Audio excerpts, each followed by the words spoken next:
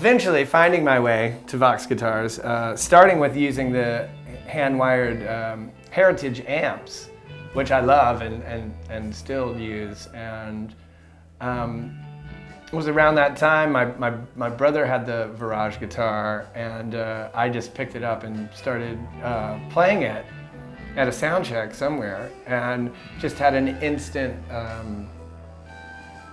attraction to the instrument, you know.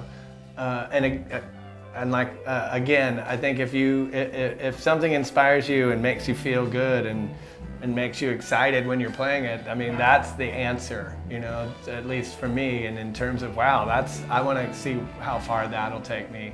And then that turns into, you know, lucky enough to have a custom VOX made for me. And again, we'll see how far the sound takes me, you know. I'm just happy that like these VOX guitars are a big part of the inspiration behind that. The original VOX guitar I had was the semi-hollow body guitar, and I love the pickups in that guitar. I love the versatility of that guitar, especially in something as bombastic as the Black Crowes. I could find a way to have a voice within the other guitars, you know, which was something different than maybe the custom guitars my brother would play and vintage guitars that Luther would play, and you know, to be able to have something unique in there. And I think that's what it is about VOX guitars that I like. I think there's a uniqueness about them. The real inspiration for the custom, well, Rich Lasner came to me and said, we want to make you a dream guitar. And of course,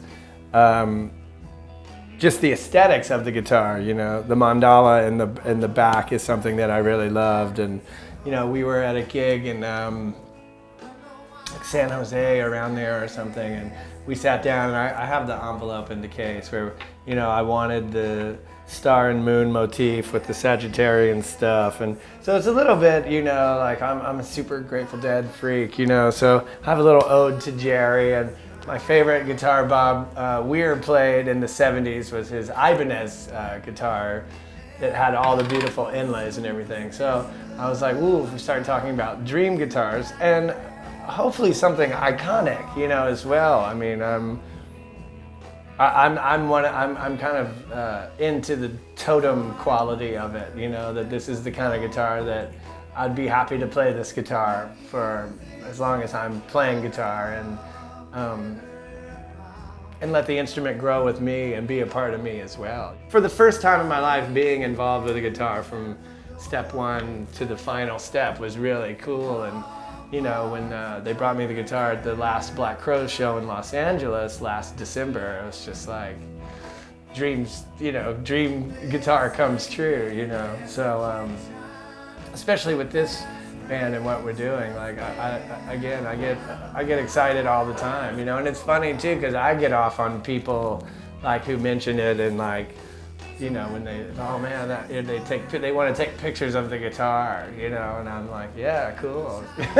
You know, that's part of it, you know.